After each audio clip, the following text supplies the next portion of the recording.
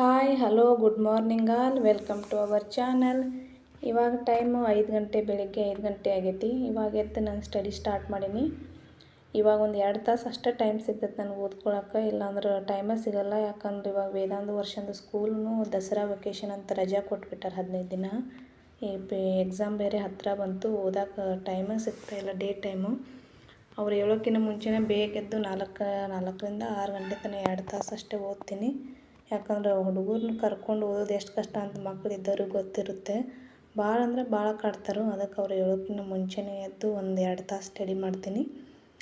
ಈಗಿರೋ ಟೈಮ್ ಒಳಗೆ ನಮಗೆಲ್ಲ ಸಿಲೆಬಸ್ ಕಂಪ್ಲೀಟಾಗಿ ಕವರ್ ಮಾಡೋಕ್ಕಾಗೋದಿಲ್ಲ. ಆದರೂ ಎಷ್ಟಾಗುತ್ತೋ ಅಷ್ಟು ಓದಬೇಕಂತ ಕುಂತೀನಿ.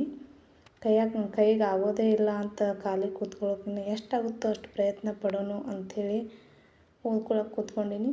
ಇವಾಗ 2 ತಾಸು ಸ್ಟಡಿ ಮಾಡ್ತೀನಿ. ಇವತ್ತು ನಾನು ಗ್ರಾಮ ಪಂಚಾಯತಿ, ತಾಲೂಕು ಪಂಚಾಯತಿ, ಜಿಲ್ಲಾ ಪಂಚಾಯತಿ ಮತ್ತು ಸಹಕಾರ ಸಂಘಗಳ ಬಗ್ಗೆ ಓದ್ಕೊಳತ್ತೀನಿ.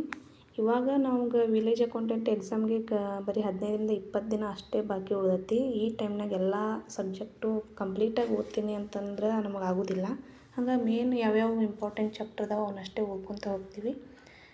ಈಗ ಏನು ಹೇಳ್ಬೇಕಪ್ಪ ಅಂದ್ರೆ, ಒಂದು ಎದೆಗೆ ನಾಟಿದ ಅಕ್ಷರ ಎಂದು ಒಂದಿಲ್ಲ ಒಂದು ದಿನ ಅದ್ರ ಪ್ರತಿಫಲ ಕೊಟ್ಟೇ ಕೊಡ್ತೈತಿ. ಹಾಗಾಗಿ ಇವತ್ತೇ ಅದ್ರ ಪ್ರತಿಫಲ ಬೇಕು ಅಂತ ಓದಂಗಿಲ್ಲ. ಅದು ಯಾವಾಗೋ ಒಂದು ಸತಿ ನಮಗೆ ಯೂಸ್ ಆಗ್ತೈತಿ. ಆದ್ರೆ ಓದೋದಂತೂ ಬಿಡಬಾರ್ದು. ಒಂದು ಡೈಲಿ 1 ಅವರ್ 2 ಅವರ್ಸ್ ಓದಬೇಕು ಅಂತ ನಾನು ಅಂದ್ಕೊಂಡೀನಿ.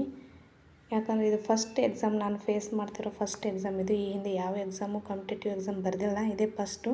ಎಷ್ಟಾಗುತ್ತೋ ಅಷ್ಟು ಪ್ರಯತ್ನ ಪಡ್ತೀನಿ.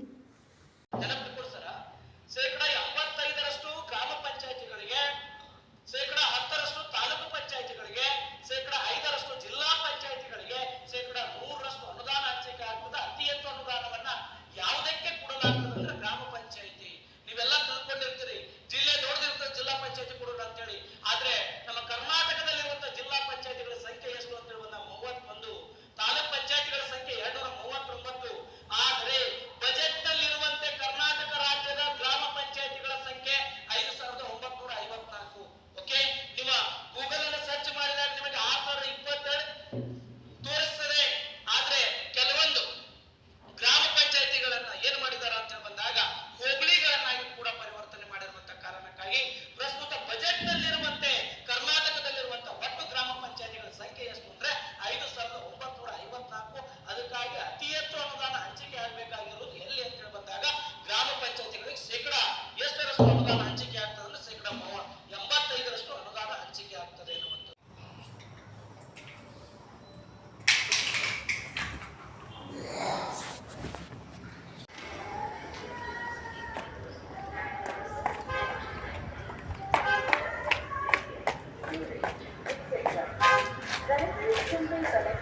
ಈ ಸ್ಟಡಿ ವ್ಲಾಗ್ನ ಇಲ್ಲಿಗೆ ಎಂಡ್ ಮಾಡ್ತೀನಿ. Thank you for watching. ಯಾರ್ಯಾರು ವಿಡಿಯೋ ನೋಡ್ತೀವಿ ಎಲ್ಲರೂ ಸಬ್ಸ್ಕ್ರೈಬ್ ಮಾಡಿರಿ, ಹೀಗೆ ಸಪೋರ್ಟ್ ಮಾಡಿರಿ.